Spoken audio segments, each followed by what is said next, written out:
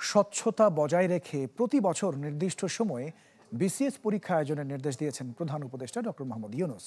আজকে বিকেলে প্রধান উপদেষ্টার বাসভবন যমুনায় সরকারি কর্ম কমিশন পিএসসির কর্মকর্তাদের সঙ্গে এক বৈঠকে এই নির্দেশ দিয়েছেন অধ্যাপক ডক্টর ইউনূস। প্রধান উপদেষ্টা বলেছেন, নির্দিষ্ট সময়ে পরীক্ষা নেওয়ার ক্ষেত্রে যেসব সমস্যা রয়েছে দায়িত্ব নিয়ে সেগুলো সমাধান করতে হবে। তিনি বলেছেন, প্রয়োজনীয় সংস্কারের জন্য সবাই মিলে চেষ্টা করতে হবে। যারা ভবিষ্যতে সরকার চালাবে তাদের জন্য এটি প্রয়োজন বলেও মন্তব্য করেন ডক্টর ইউনূস। বৈঠকে সরকারি কর্ম কমিশনের চেয়ারম্যান অধ্যাপক ডক্টর মোবাশ্বের মোনেম জানিয়েছেন, এরই মধ্যে তারা 5 বছরের রোড ম্যাপ দিয়েছেন। প্রতি বছর নভেম্বর থেকে পরের বছরের অক্টোবরের মধ্যেই পরীক্ষা ও নিয়োগ সম্পন্ন হবে।